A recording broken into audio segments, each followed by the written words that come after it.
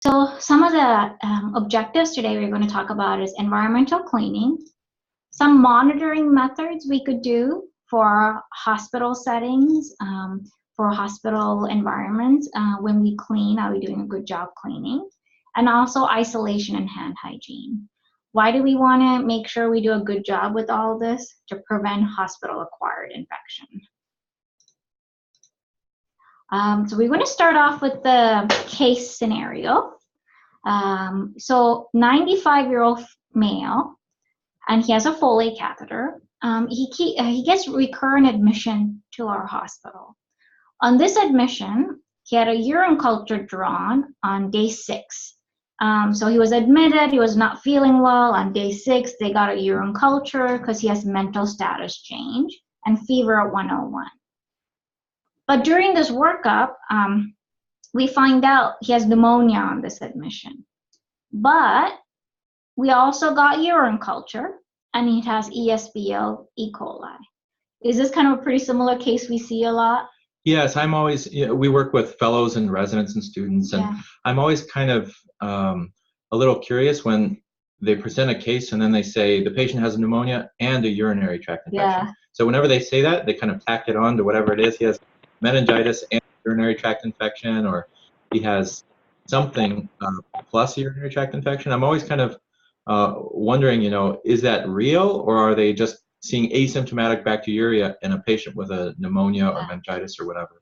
And usually another scenario with a case like this is that usually when the 95-year-old gets admitted over and over again, when we're getting these urine cultures over and over again, and we keep on giving them antibiotic, now it's a ESBL, extended beta-lactamase producing E. coli bacteria. So, and one thing that it's important to know is when you have a Foley catheter, you get colonized with bacteria immediately because our genital area is not sterile. So you and I see that a lot. Right, and that would be normal. So if you check a urine culture and they have a Foley catheter in, it would be odd if they didn't grow something, right? It just means that they, and one of the ID doctors tweeted this out, kind of, they said something like, if you're growing something from your Foley catheter, what does that mean? It means you have a Foley catheter. Yes. So it's something that's to be expected. So is there a problem? I try to focus on the real problem. So here, if they are coming in with pneumonia, I'd focus on that and not so much on the urine. Yeah. And then someone might say, well, what if you grow something from the urine? Could that mean that that's the same thing from the pneumonia? It's possible, but it's not. It's more likely you're going to have just urinary kind of common urinary flora and not something to target. So when you find something like this, the first question is that important? So we have some steps to this. So one of the questions is, if you guys want to answer, or we could play along with this too, one of the questions, does this patient require isolation? So, this patient is 95-year-old, has pneumonia, but now has ESBL E. coli in the urine. Would you isolate? So I would isolate. Yes. So ESBL, if someone has that, even if it's an asymptomatic bacteria, I mean, you want to, if you hear ESBL, you want to isolate and then kind of double check the situation. Yeah. That's kind of like, and the reason for isolation, it's a resistant organism. Yeah. So if you find somebody who has ESBL, CRE, carbapenem-resistant organisms, BRE, MRSA, active infections, in those cases, I think it's very important to isolate, even if they are colonized, so we don't spread. So yes, we should isolate. Next question. Right. Oh, and the idea, like you said, is so you don't spread it within the hospital. Yes. Because the patient will say, well, what do I do when I go home? Yeah. But this is really, we're focusing on what do we do in the hospital. Yeah. Does this patient need treatment for this ESBL E. coli? Yeah, so that's a good question. Yeah. So you see the patient, and then sometimes they're actually getting better from their pneumonia and they're improving. And the ESBL, sometimes it's not noticed for a couple days when they actually culture it out. And if you look at the patient and say the patient's improving, their pneumonia, they're getting better, and you're not even covering the ESBL, then you'd say you probably don't need coverage for the ESBL. Yeah, but just in case, if this patient truly had an infection, what would be an appropriate antibiotic for using for ESBL in the urine? Ideally, you could use carbapenems if you have like ertapenem. But if it's just a cystitis, if you need it, then you could also use fosfomycin. Right. Yeah. So carbapenem would be ideal. Yeah. I mean, if you're going to treat an ESBL, a carbapenem, you'll have the best outcomes. Yeah. Yeah. And fosfomycin is PO. Yes. So that would give you a PO option if you wanted to continue to cover it. And the last question is, does this count as a catheter-associated urinary tract infection? Unfortunately, even though the patient has pneumonia, because we got this urine culture and the patient has been in the hospital for 6 days, this will get called as a hospital-acquired urinary tract infection. And this will cost the hospital close to $35,000 to $45,000 because now all your repayment, all your quality index, you'll get dinged in multiple different places. So that's why, it's very important not to culture urine on a chronic folate and look for other sources. If you cannot find other sources, then we could consider urine. Right. I think the requirements were so low to fulfill that CAUTI that it's just if they had a fever, I think for any reason. So like if you have fever 100.3 or above and you have a folate and something grows, it doesn't matter what other things you have, it's a CAUTI. So even if they're withdrawing from alcohol? Yes. Or pancreatitis? Exactly. So any reason. As long as they have folate for more than 48 hours, they have fever, they get called as a CAUTI. So this, and this causes unnecessary treatment and also costs the hospitals a lot of money. Right. So it sounds like if you have a reason for their admission, you're treating it, that really not to keep looking, not to keep doing cultures, and because you don't want it to be called a CAUTI. Yes. So just kind of a little background. So hospital-acquired infection, infection that happens when you're in a medical facility. CDC estimates actually in a given day, 1 in 31 hospitalized patients get a hospital-acquired infection. That is a lot. And when patients get true hospital-acquired infections, they have devastating consequences: physical, mental, emotional, financial. Sometimes when you get true hospital-acquired infections, instead of leaving after surgery and going home, they're stuck sometimes in the hospital for like 10, 15 days. Cost billions of dollars. And now also what you're worried about is with super germs, extremely resistant organisms are being grown in the hospital that are causing hospital-acquired infection like ESBL, VRE, CRE. Just to let everybody know, carbapenem-resistant organisms are actually, for example, in Nebraska, about a year ago, the whole state had about 40 cases. And now it has doubled in cases. If you're in a big city like a state like California, Texas, New York, there's thousands of cases. So it's really important to isolate and make sure treat the patients appropriately and not overuse antibiotics. So hospital-acquired infections types, there's central line-associated infections, catheter-associated urinary tract infections, surgical site infections, ventilator-associated. So these are all what they call them hospital-acquired infections, and they try to take money from you. Yeah. That's the way I think of it.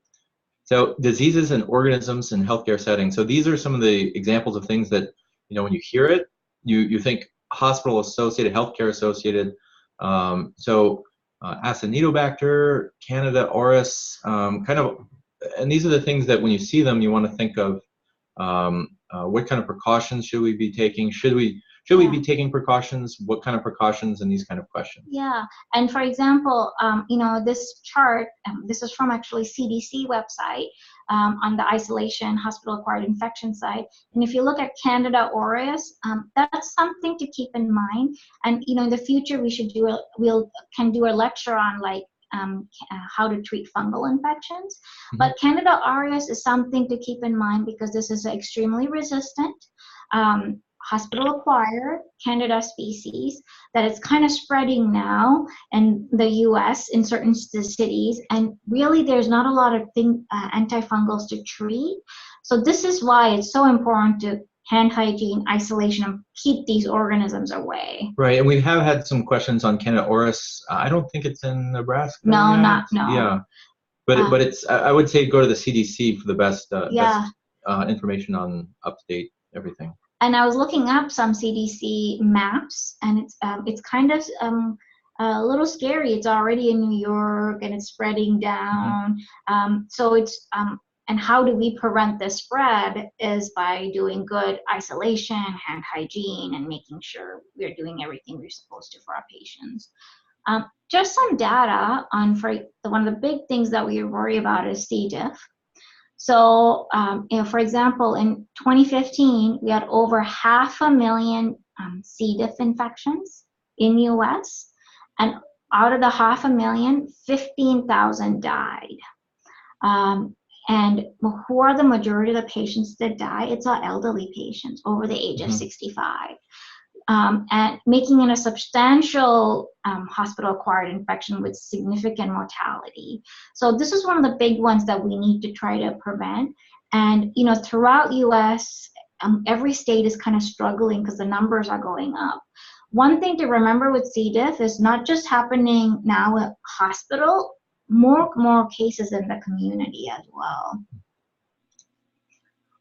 This is a nice example, for example, from Nebraska, where the State Department gives us the rates of the different infection for the whole state. And you can find this at CDC for different states as well. So if you look at the first one, CLABSI, so central line associated bloodstream infection, looks like in 2017 we're a little bit better. Ideally, you need to be 1 or less. And if you look at C. diff, 0.8. And nationally, we're also around 0.8. So a lot of these infections, you could be below 1, but there's so much opportunity to bring it even more. Because just because we're doing below 1, the survey doesn't mean we're done, because we're still getting so many infections, so we have lots of opportunity.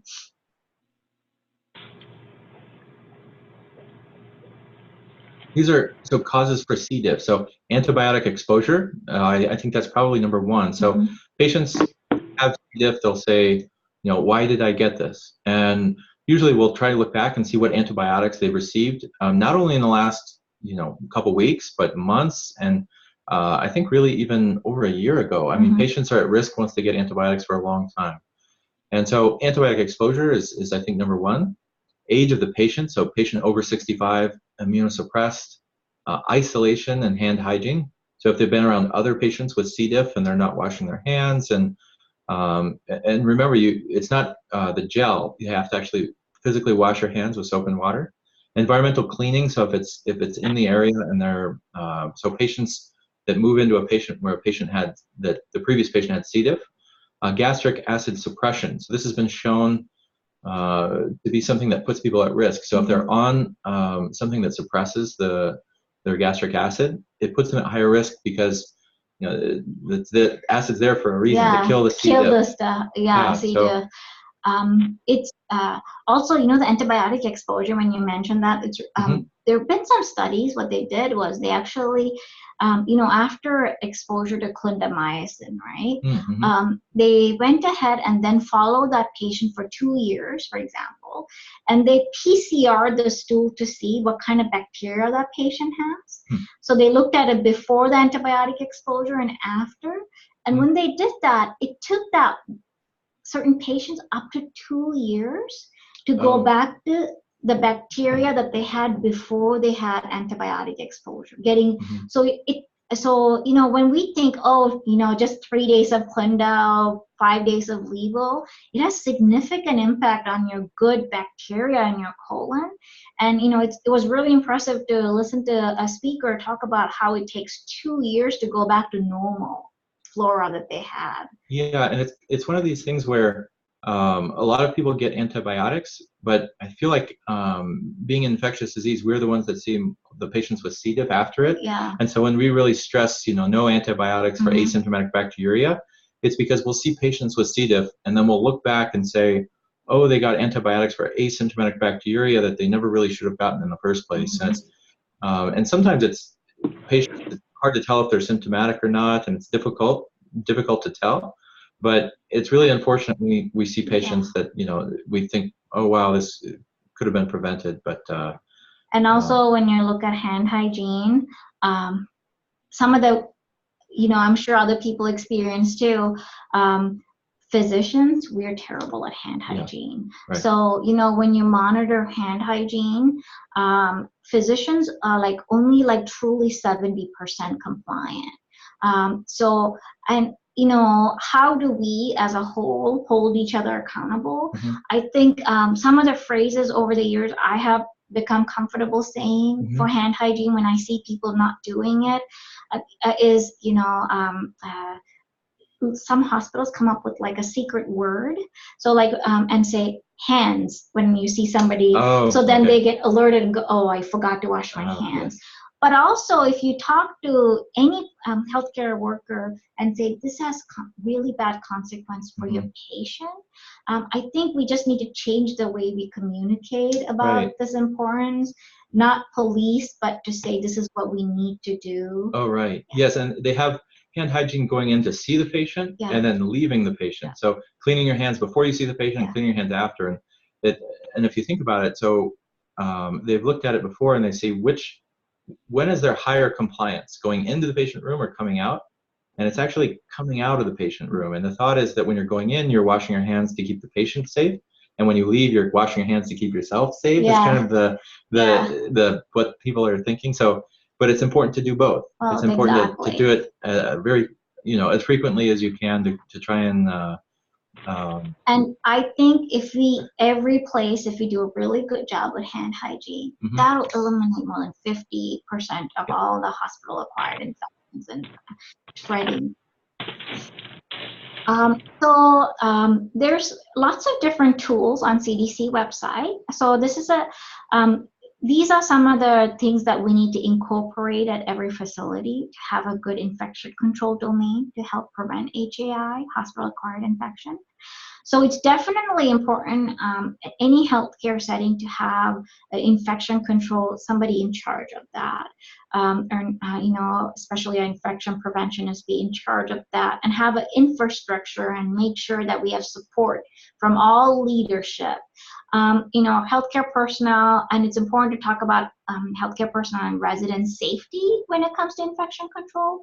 And it's important to also monitor surveillance data. And when you mean by surveillance data, for example, I have hand hygiene there. So monitoring the rate of hand hygiene, giving feedback, monitoring your C. diff rates, MRSA rates. So those things are key to knowing how are you doing, are you improving, or is there opportunities for you to work on. Personal protective equipment, so gown, gloves are very important to have. And of course, respiratory cough etiquette during influenza, antibiotic stewardship we're all doing, infection safety at point of care testing. And another reason I have environmental cleaning. So, we focus so much on gloves and hand hygiene and protective equipment. Well, I feel like the importance in environmental cleaning has kind of not been in the forefront as it should be. So the next page, if you want. Oh, sure. So this is risk of organism acquisition from the prior room occupants, a systematic review and meta-analysis. So this was actually looking at when the patient moves into a room, what did the previous occupant of the room have? And what's interesting in the study was they looked at both gram-negative and gram-positive bacteria, and it didn't matter if it's gram-positive. It's 2.5 times higher for gram-negative and gram-positive, and 1.8 higher for gram-positives. So what this study showed is if you had a patient in a room with any type of resistant organism, the next patient that is going to come in is very high likely to get this infection if we don't do a good job. So this is a really nice way to show we're transmitting infection in our healthcare settings.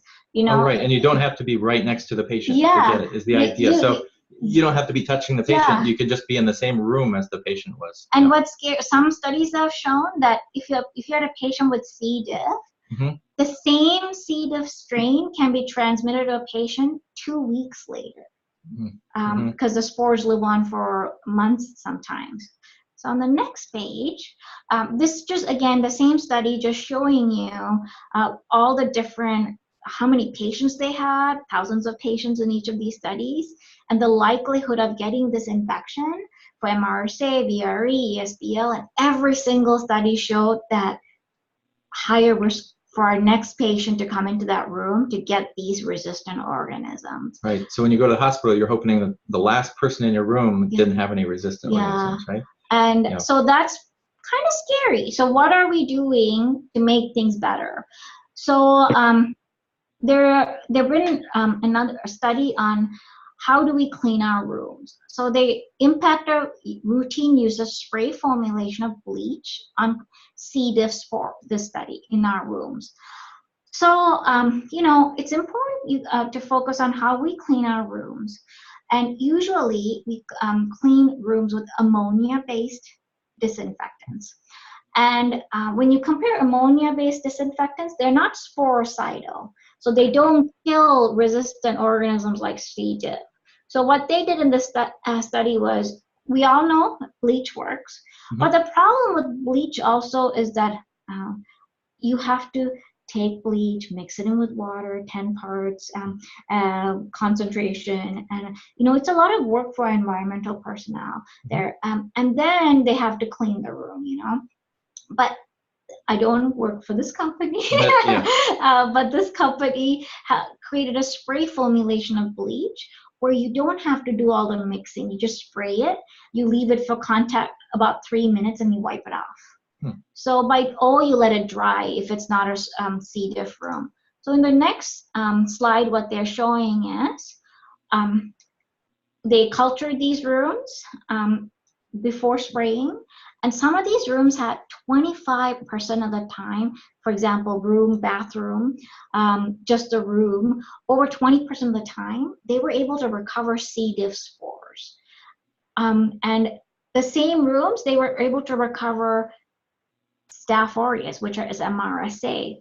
But then what they did after spraying this formulation and letting it sit in there for 3 minutes, they were able to reduce it from 25 to 5%. So you're doing good environmental cleaning. And this study only shows you guys about C. diff and MRSA.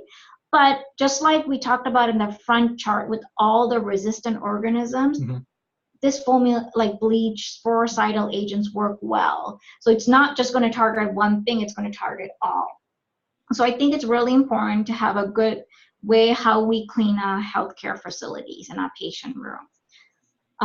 So suggest that use of sporicidal disinfectant is effective. So modern technologies for cleaning our hospital surfaces, right? Because now we know we carry these germs. How do we monitor these rooms to make sure they're cleaned appropriately? So this is the cheap way to do it, because cost is, healthcare is costly, and we have so many things to do. But fluorescent markers, it's a way to audit rooms and how you're cleaning. So a supervisor comes in, they mark high-touch surfaces, and the environmental personnel cleans the room, and then they come in and shine dark light to see is the surface. So we're checking to make sure that they cleaned it. Yeah, well, before and after. But the fluorescent marker is extremely cheap. The only thing that is expensive by doing this is it's the time of the supervisor. So somebody has to come mark it, somebody has to clean it, then you have to check it again to give them feedback.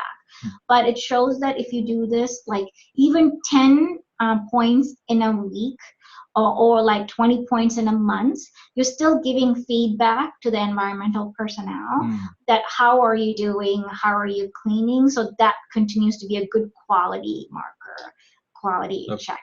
Yeah, to make sure that they're actually doing what they're supposed to be doing, cleaning how they should. Yeah. Okay. So this pretty much talks about that. So then the next slide, this is a cool thing, ATPase bioluminescence. So this started in the food industry. So they used to, you know, when you're cooking mass amount of food in restaurants and, you know, food companies like Conagra, for example, right? They had to make sure their surface where they're cooking and stuff is not contaminated. So but now this is, it's a way of innovating now. It's in the healthcare industry. So what you do is, after your environmental personnel cleans the room, you swab the high-touch surfaces, and you put it into this monitor. And if it gives a high load, that means either there's high bioburden or there's still like debris. If it's low, that means you did a good job cleaning. So this is really cool device. The only problem is it's a little bit more expensive. But the nice thing is it doesn't take a lot of manpower. So you don't have to come mark. And this is they clean, and the supervisor goes in and checks and says, oh, you did, you know. So it doesn't take as much time. So a lot of people have gone in either two different directions. You know, some of the hospitals I'm at, what we do is, because ATP is expensive, it's like $1 something for each of these strips. So what we're doing is in C. diff rooms using ATP, and other rooms using fluorescent markers. So that's a possibility, you know, trying to cost save. But, you know, as long as there's some process is important. How are you cleaning your rooms? You could talk about. So I like this one a lot because this is, you know, they'll have pictures of a room, and there's some articles where they have something like this, where they have either high-touch surfaces, or they'll go in and they'll swab different areas, and they'll say these are the high-touch areas, or these are the parts where, you know, the nurse is going to touch that spreads some of the bacteria around the room. And so, I mean, these are essentially the places that you want to clean really well. But infusion pumps, the call button, the rails. So I like these kind of studies, and I think but you have to kind of be wary of when they're culturing, because really anything that you culture, you want to just be aware that something is probably going to grow. And so if you're culturing something, you shouldn't really be surprised that something grows there. But if it's in a patient room, you want to make sure that, you know, you get it as clean as possible for the next patient. You know, like even in this picture, they marked a lot, but they didn't mark the keyboard. So keyboard are notorious. They have more, it harbors so much pathogen. It's hard to clean the keyboard. They have some new cool keyboards now that you could actually dunk it into like cleaning solution, and it doesn't destroy it. Oh, at least you guys, you could put the cover over the keyboard and you could wipe the cover. But whatever technique, it's important to make sure we are cleaning the keyboards as well. Keyboards and phones that we carry, you know, the nursing phones that they have in and out. Even if you're in isolation, the phone starts ringing and you break isolation to answer, and that's all contaminated. So I think it's really important to start thinking about how are we doing isolation precautions in our room. I really like this study. It talks about if you have a patient with C. diff, or I mean, this is just about C. diff, but you could imagine other organisms too, right? What is the chance you can recover C. diff on their skin and on the floor in the environment? So if you have active C. diff, you could recover 60% of the time in the environment, and almost 40% of the time on the patient's skin if you culture them. But so you think, okay, well, if they're on treatment, does that go down? In the environment, still 32%, and on the patient, still almost 15%. So that is not good. So what are we doing for our patients when they have C. diff and they get everything is contaminated? So this is a nice process. you want to. Sure. Yeah. Process for hospitalized patients when C. diff resolves. So move the patient with C. diff to a new room once the symptoms resolve. Education of the patient and the family about the need to move out of contaminated environment to a clean one. So sometimes in some hospitals, the patient that has C. diff, if they're going to be in the hospital for a couple of weeks, but they're improving, it'd be better to move them to a clean room and try to clean everything. So moving them to a new room and then cleaning the old room and kind of terminally cleaning it. So if just because the patient's improving and perhaps they've had C. diff and they've been in the same room for the last 2 weeks. So just because they're improving, if you take them out of precautions, there's still C. diff all over the room. Yeah, I think just like the study before. That's what that study was saying. Was like that, you're all yeah, over covered in it. Yep. Right. And so, I mean, if they have C. diff all over the room and they're taken out of precautions, people are still coming in and out, and the family members, and they're still touching everything, and the nurse is going from this patient to the next patient. And so it's important to move the patient to a new clean room and then clean the old room completely. Yeah. So what we do in our hospital is that we wait for the patient's stool to form. So if the stool is formed, because, you know, a lot of people are colonized with C. diff, you know, just like other organisms do. But especially with C. diff, once a stool is formed, you're not contagious. It's contained in that formed stool. So after 48 hours, move them to a new room, give them before you move, give them a nice bath, move them, and then clean that room that they were in, like Dr. Horn was saying, with terminal clean, bleach or other type of sporicidal agent. If you cannot do that, if you cannot move them to a new room, do not take them out of isolation. Yeah, and if they're still stooling in the bed and they can't make it to the toilet, then, you know, it's not yet time to move them. But even I would say, even if their stool is formed and we cannot get a new room, they should stay in isolation because their room and the patient is contaminated. Yep.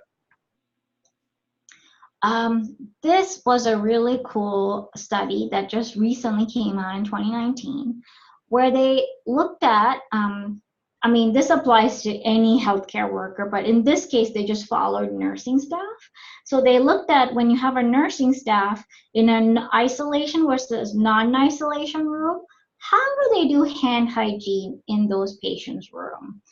So this first picture kind of shows you nicely. So green means clean area, dirty is you touched a dirty surface, and blue is the environment. So in this case, when the nurse comes in, she does hand hygiene. She's cleaned before, you know, when she touches the environment, she does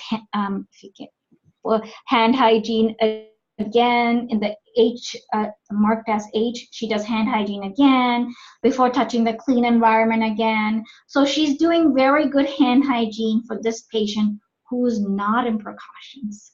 So this shows how we're doing hand hygiene for a patient that is not in precaution.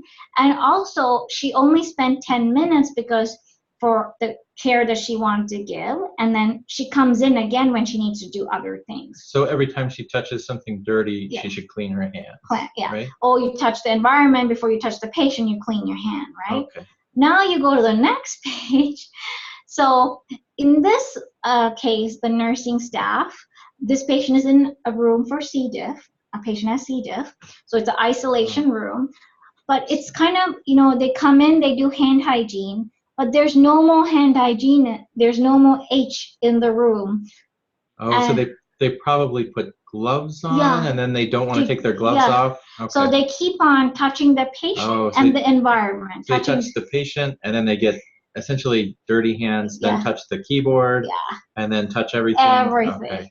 But you know what's kind of scary here is, yes, the patient has C. diff, but we're touching the patient who's really sick with dirty hands, with environmental contaminants. So this kind of opens your eye to and also another thing, if you look in this case, is that this nursing staff, she batched all her stuff because she didn't want to come in and out of this room too many times. Last patient, she only spent 10 minutes. This patient, she's in there for 45 minutes, long time, doing so many different work without doing proper hand hygiene. So I mean, I just thought it's really cool that somebody was able to observe and kind of document and do this flow chart to kind of show us that, I mean, this is just for nursing staff, but it's the same thing for a physician or medical student or anybody else. And this is our tendency, and we need to do better hand hygiene for our patients. So movement pattern illustrate both the volume and activity associated with batching care. General lack of attention to hand hygiene movements while providing care in contact precaution rooms. So we need to do better. And I think we need to, every hospital, healthcare setting, in your infection prevention meetings, infrastructure, we need to focus a lot on hand hygiene and how we're doing this. And here's a link to our resources from CDC. I find this so helpful. I know you do too. Yes, this is a good website. So even though it's 2007, I think this is the most up-to-date one when it comes to isolation precautions. And you can go to the website. It will say, and you can look for your specific situation that you're wondering about, and it will have the current recommendations. And the website, the page is actually pretty long, but it covers a lot of the important stuff that you'll be wondering about. Sometimes like they'd be like, what do you do for coronavirus? So right. What do you do for, and I can't remember everything. So I always go to this site, and then they have really on their guidelines, I click on it, and it has a table of every single infection. Is it standard isolation? Is it, airborne isolation? So it's really a helpful tool that it helps me all the time. Right, and we follow the CDC recommendations for isolation and everything because really I think that's really the best thing to do. Is they go, what's evidence-based, what do they recommend, and coronavirus is a good one. So coronavirus in the past, we wouldn't be able to identify the patients with coronavirus, and so in the past they weren't put in isolation, and so sometimes we'll get calls from clinicians and they'll say, well, in the past we didn't know they had this and we didn't do anything in the past. Why should we do it now? And I kind of have two reasons. One is because the CDC recommends it, and two is because I don't want to give my wife coronavirus. Yes. I think that I don't want to get coronavirus myself and come home and I think it's best to try and protect, do the best we can to protect other patients and ourselves from our family, just like what you said, yes. like I have two little ones at home, and I don't want to take anything from my work to home. So I just, so I think takeaway from today is it's really important to have a good infection prevention infrastructure, and important to meet and discuss these needs. And when we talk about hospital-acquired infection, we focus so much on like antibiotics, but we need to focus on environmental cleaning, hand hygiene, and the new innovative ways, kind of making sure we're doing the right things for our patients. Right. If we can prevent it, I think that would be the best thing instead of treating it once they have it. So that's all we had for today on importance of environmental cleaning and hand hygiene. Are you at work yet? So if anyone has any questions, feel free to unmute yourself and ask any questions you have. I think the next webinar, and please, if you have any ideas, any suggestions, recommendations for webinars, any topics that you'd like us to cover, please email us, and we'll look into doing that in the future. And the next webinar, we're trying to work with NHSN to be able to, they will present for you guys on how to do antibiotic days of therapy, a teaching session. Right, and they'll talk about reporting and it's kind of the new thing right now is getting into that, and I think that'd be great. So they've said that they would do a webinar with us. Yeah. Yes, I think that'd be a great one to talk about. So we're working on dates with them, so we'll let you guys know. And then also another topic we're working on is how to dose Vanco.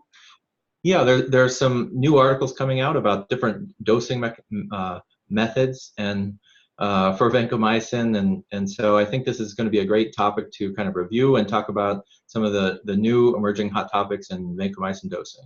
So please feel free to let us know other topics that you guys are interested in, and thank you for joining us today. Yes, thank you everybody for participating.